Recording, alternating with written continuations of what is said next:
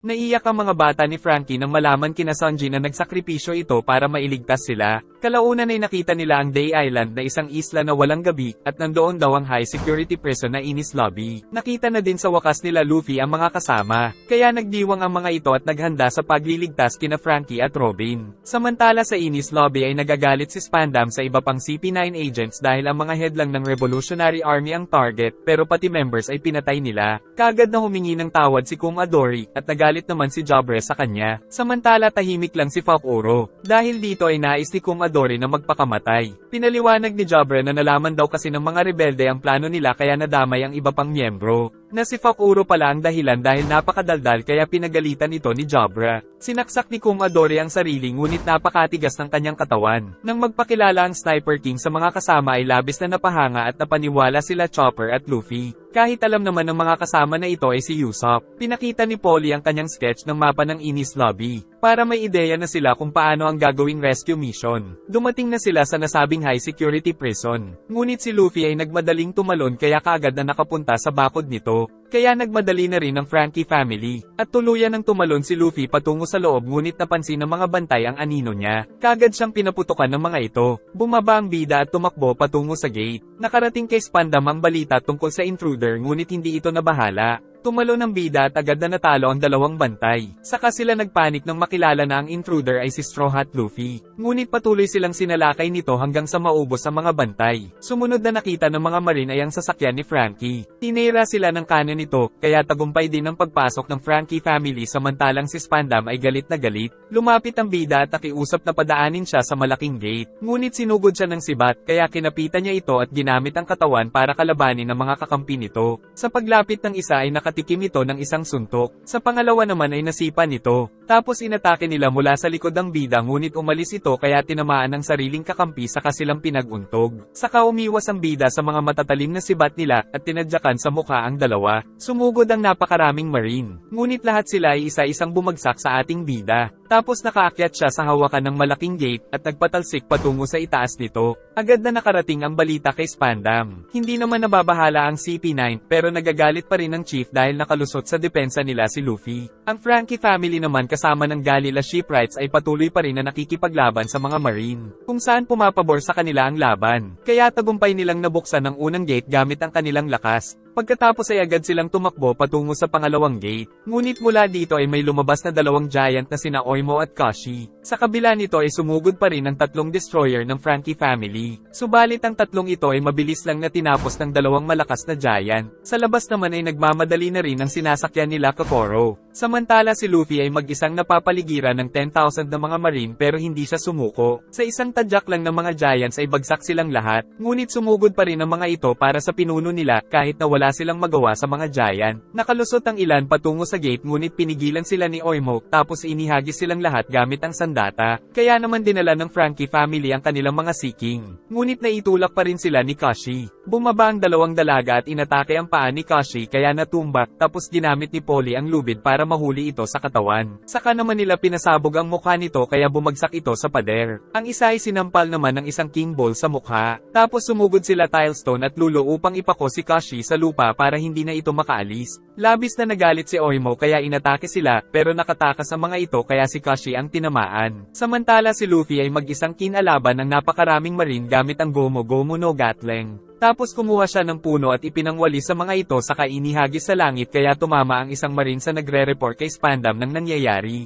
Ang main force naman ng CP9 ay nakarating na rin sa headquarters. Kaya nag-report na si Lucci sa kanilang chief na si Spandam. Tapos nagkainitan pa sila ni Jobre dahil tinawag itong Shunga ni Lucci. Sumugod si Fakuro sa mga bagong dating kaya inatake nila ito isa-isa.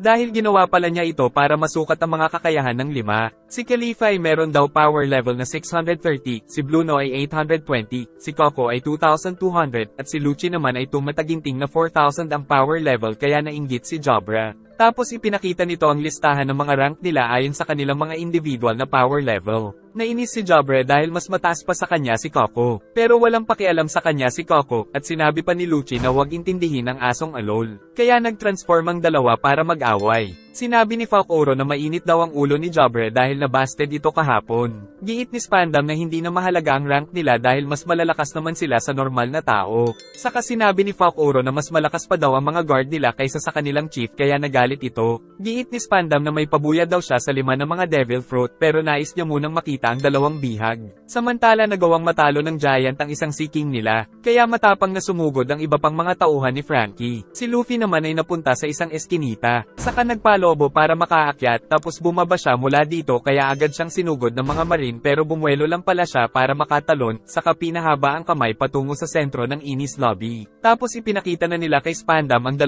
nilang bihag. Labis na natuwa si Spandam nang muling makita si Frankie dahil sa ginawa nito sa mukha niya. Dagdag pa nitong kailangan daw talagang magsakripisyo ng mga buhay upang mapanatili ang kapayapaan, tulad ng ginawa nila kay Tom. Nainis si Frankie kaya sumugod ito at kinagat ang ulo ng chief. Kaya agad itong tinulungan ni Kumadori, ngunit tumalsik ang kanilang chief patungo sa kisame. Patuloy pa rin ang pagtugis ng napakaraming marine sa ating bida, subalit gamit ang mga kakayahan ay inuubos niya ang mga ito. Umakyat siya sa hagdan at sinipa ang mga sumunod na marine. Ngunit sa pag-akyat ay muli nilang na-corner si Luffy. Kaya sinipa nito ang bubong ng gusali kaya talsik ang mga marine sa ere. Sumunod ay pinatumba niya naman ang pader patungo sa mga marine sa ibaba. Saka gumamit ng Gatling gun, kaya sumabog ito at nahulog sa mga marine na nag-aabang sa kanya. Dahil dito ay nag-abang na din ang mga bantay sa susunod na gate, ngunit sinabi ni Baskerville na siya na daw ang bahala. Pero dahil 3 ang ulo nito ay hindi rin sila nagkakasundo. Dahil mag-isa na lang ay wala nang magawa si Oimo. Kaya ginamitan siya ng lubid ni Polly, tapos hinila ng mga seeking ang lubid kaya umikot ito na parang isang trumpo. Tapos nagsimula ang Frankie family na buksan ang sumunod na gate. At tumulong din ang mga alagang seeking, kaya naman tagumpay nilang nabuksan ito. Paparating na rin ang sasakyan nila Kokoro na nasa full speed pa rin ang takbo. Nakasakay si Zoro at si Yokozuna sa unahan nito, kaya mabilis na isinarado ng mga marine ang unang gate. Sakay pinag-utos ni Zoro kay Kokoro na mas bilisan pa ang takbo. At nang makalapit sila sa bakod ay tinulak ni Yokozuna ang bakal na bakod ng prison, kaya naiupi at nagsilbing rampahan ng kanilang tren. Takot na takot ang mga sakay nito sa loob, ngunit tagumpay naman na nakatawid ang tren mula sa pinakaunang gate. Ngunit wala palang plano si Zoro sa pagbaba nila kaya kinabahan na naman ang mga kasama. Tagumpay na napabagsak ng Galila Company at Frankie family ang isa pang giant na si Oimo. Ngunit sa isang iglap ay natusok si Polly ng isang bantay na may alagang aso, at nagpakilala ang mga ito ng mga first-class guards na ipinadala ni Baskerville. Ngunit hindi nila alam na nakatawid na rin sa pangalawang gate ang tren nila Zoro. Nagagalit si Oimo dahil sa ginawa nila sa kanya, ngunit saktong tumama ang tren sa likod nito. Kaya naman ligtas na nakapag-landing ang lumang sea train na kinokontrol ni Kokoro. Tapos biglang nagliparan ng mga marine na nandoon dahil pala kina Zoro at Sanji. Samantala ang kanilang captain ay nagpaulan ng sangkatutak na kamao mula sa langit. Pero muli siyang tumakbo sa mga ito at na-corner sa isang bangin.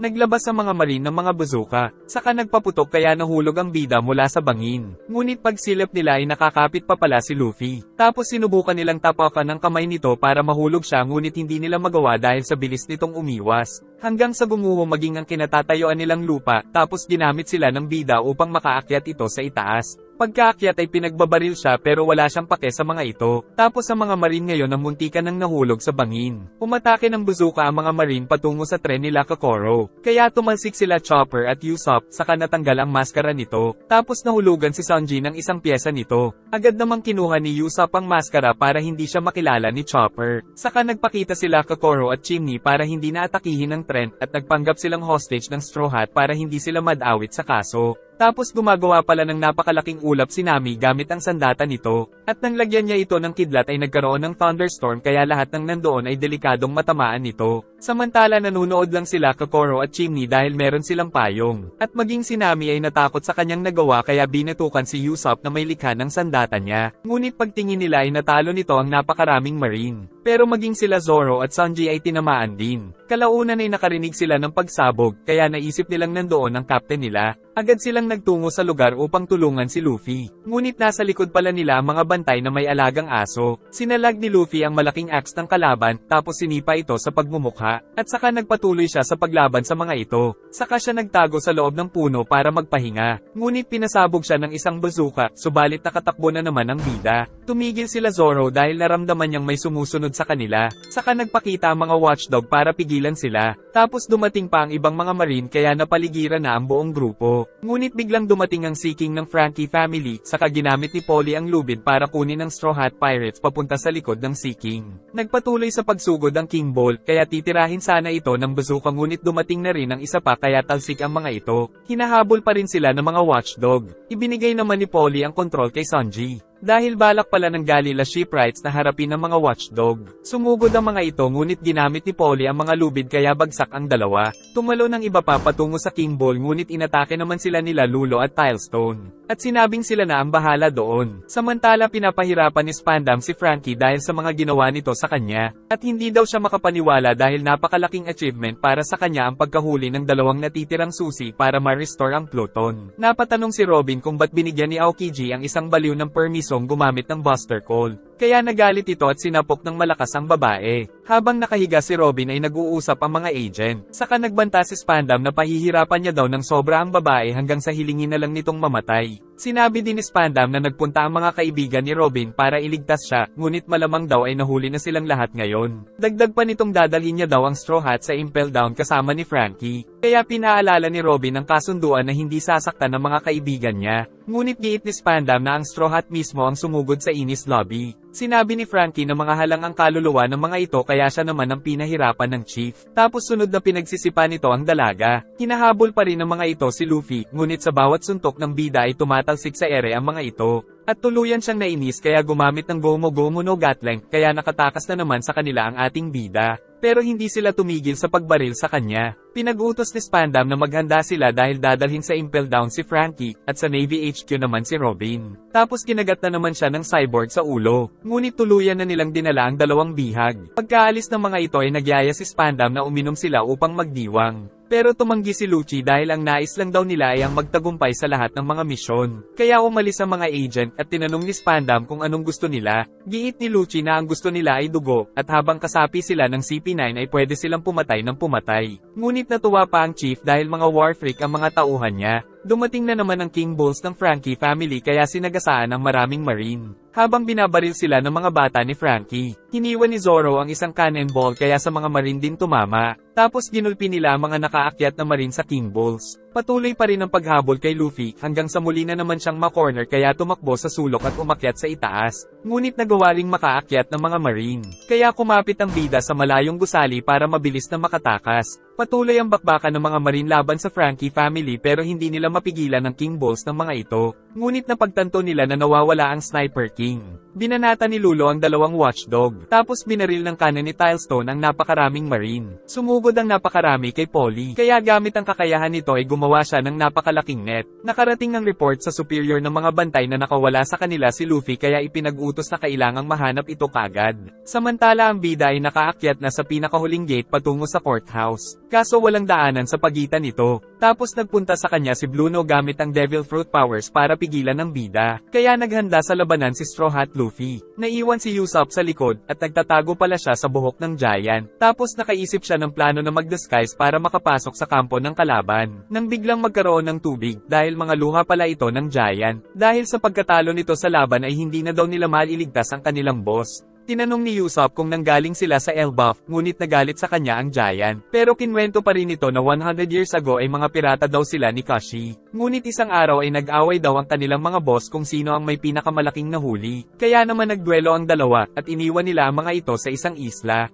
At ang panalo ay dapat bumalik sa Elbaf Village, ngunit walang nakabalik sa dalawa nilang boss, kaya muling naglakbay sila Oimo at Kashi ngunit nahuli daw sila ng Navy at sinabi sa kanila na hawak ng mga ito ang kanilang mga boss. Kaya kung nais nilang makalaya ang kanilang boss ay kailangan nilang magtrabaho sa Navy ng 50 years. Ngunit ngayong ika-50 years nilang bantay ay napasok naman ng Enies Lobby kaya hindi na daw pakakawalan ang kanilang boss. Sinabi ni Usopp na nakita daw nila ang mga giant boss na tinutukoy ni Oimo. At hindi totoong hawak ito ng Navy dahil nasa Little Garden pa rin ang mga ito dahil palaging tabla sa duelo. Umiiyak na ikinwento ni Usopp ang mga impormasyon tungkol kina Dory at Broggy upang maniwala si Oimo. Dahil dito ay naniwala na ang giant sa kanya kaya labis itong natuwa. Samantala patuloy ang pagsugod ng mga King Bulls subalit tinamaan ng napakalaking kanan ang sinasakyan nila Zoro. Nanghihina na ang Sea King kaya sinabi ng Frankie family na sumakay sila sa sinasakyan nila. Dahil sa labis na pinsala ay ang King Bull na mismo ang nagsabi na lumipat sila sa kasama nito. Saka umatungal ng napakalakas at natumba sa mga marine kaya labis na nalungkot ang mga bida.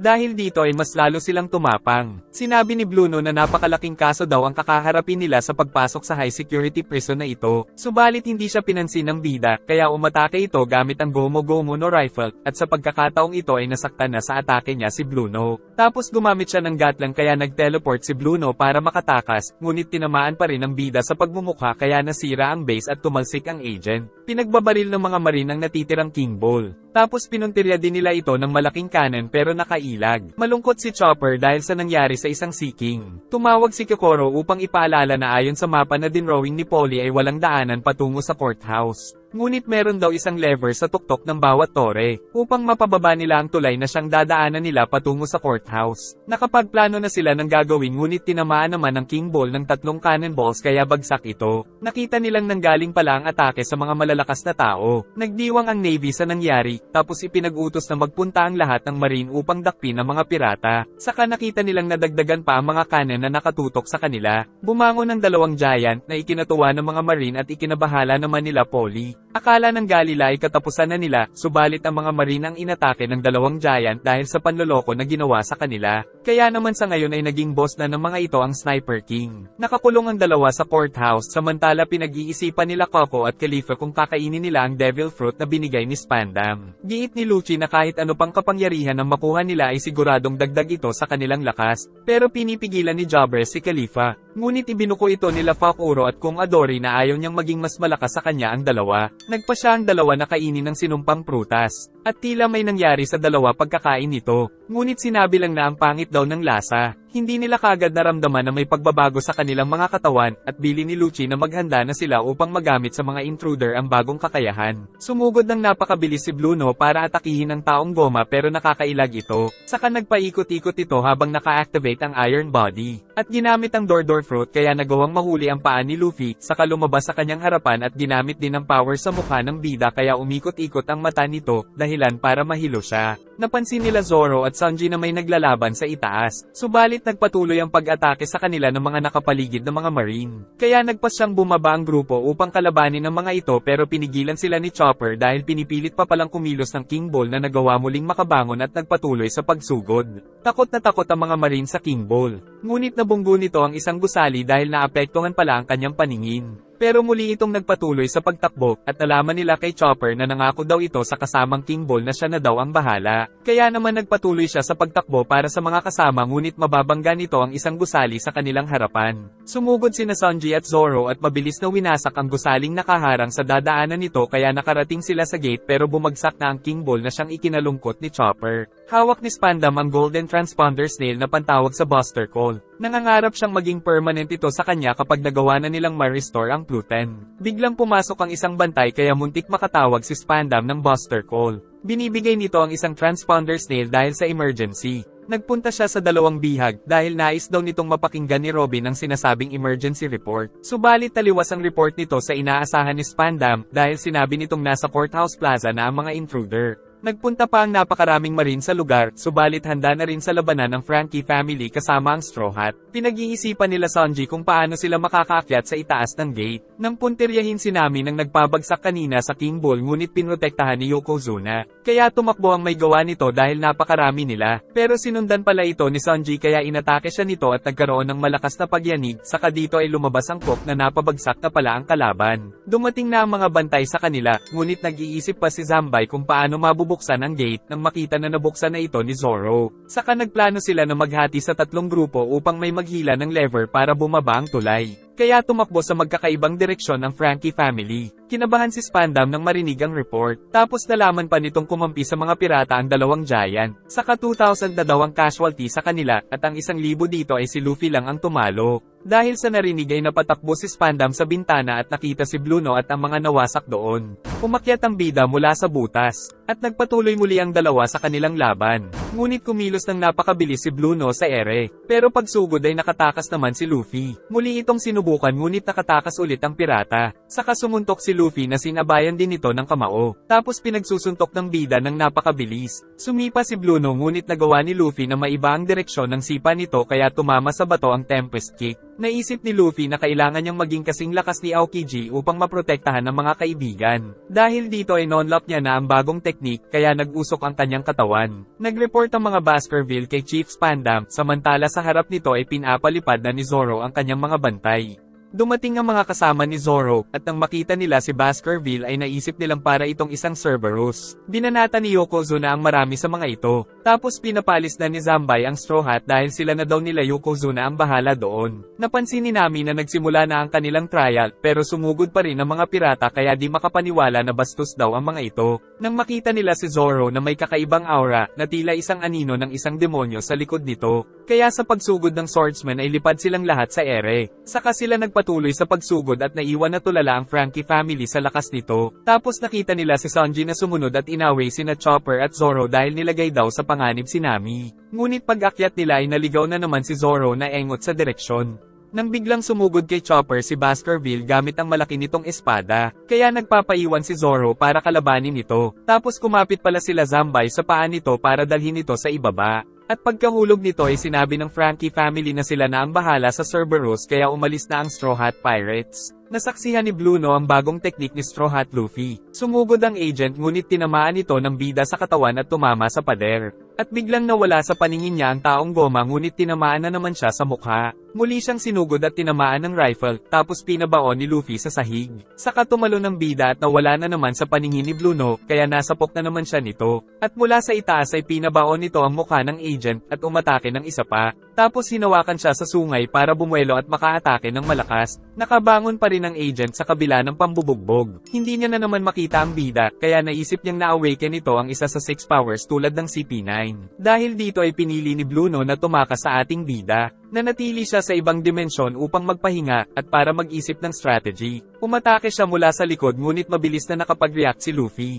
Saka sinabi ng bida na alam niya na ang sikreto kung paano nakakagalaw ng mabilis ang mga agent. Bumuelo ang kamay ng bida, ngunit balak itong saluhin ni Bluno dahil sa pride. At gamit ang iron body ay nanatiling nakatayo ang agent. Dahil dito ay gagamit sana na gear 3rd si Luffy, pero nakitang nawala na pala ng malay si Bluno dahil sa atake niya. Sumugod ang dalawang giant sa mga marine. At sakay din pala ng mga giant ang mga shipwright pati na si Usopp patungo sa courthouse. Samantala hindi makapasok sa gate ang mga marine dahil nandoon si Yokozuna at mga kasamang Frankie family. Sa kanang bahagi ng tore ay nagpunta sila Kiwi para sa lever. At sa kaliwang bahagi naman ay ang grupo ni Mozo ang nagpunta para rin sa lever. At sa ibaba ay patuloy ang pakikipaglaban nila at nagawang masalag ni Zambay ang atake ng Cerberus. Sa gitna naman sa itaas ay nandoon sina Sanji, Chopper at Nami. Dahil nahiwalay na naman si Zoro ay nakaharap ang dalawang guilty jury. Sa Tower of Law naman ay nagbabalak na si Spandam na ilipat ang dalawang bihag sa ibang facility. Tapos umakyat si Luffy at tinawag ang kaibigang si Robin na narinig ng mga ito, at sinabing ililigtas niya ang babae.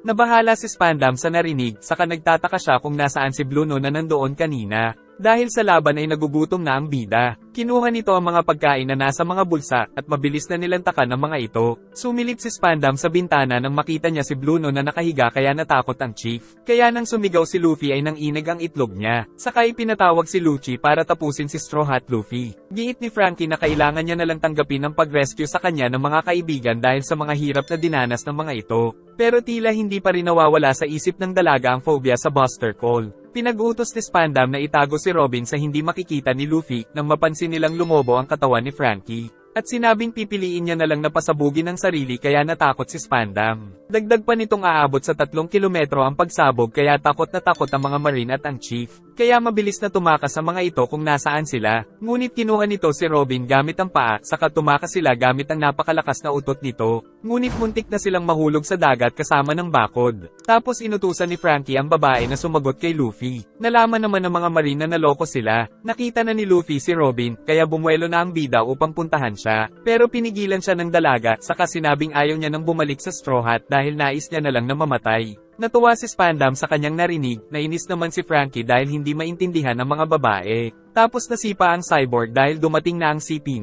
Nagpunta ang mga ito sa itaas kaya nakita nila ang mag-isang si Straw Hat Luffy. At tuwang-tuwa naman ang kanilang chief dahil tingin nito ay hindi na sila matatalo. Patuloy ang pagtulak ni Yokozuna sa mga marine na nagtatangkang pumasok, ngunit tumalsik ang kasama nito dahil sa cannonball. Dahil nandito na naman ang mga guilty jury kaya naghanda ang palaka. Saka ipinakita na nagsimula ng kumilos ang mga guilty jury dahil may nakaharap sila Mozo, si Sunji ay may nakalaban din na dalawa. Sila Nami at Chopper naman ay may humarang na isa nito, at napatalsik ng isa mula sa tore ang mga kasama ni Kiwi. Tapos may dalawa din na humarang sa grupo nila Mozo. Tumba si Yokozuna dahil sa malakas na atake ng guilty jury. Tapos pinagbabaril sila ng isa ngunit may shield ang mga marine. Kaya nakasugod na ang mga ito, subalit dumating naman ang mga giant. Samantala si Zoro ay naliligaw na naman mag-isa. Nang marinig niyang may tumatakbo sa itaas kaya binutis niya ito gamit ang teknik na tumama naman sa kalaban nila Chopper. Subalit sa sobrang lakas ay napatakbo na rin ang dalawa ngunit inabot pa rin sila nito. Dahil naging kakampi na nila ang mga giant dahil kay Usopp ay naging idol na siya ng mga bata ni Frankie.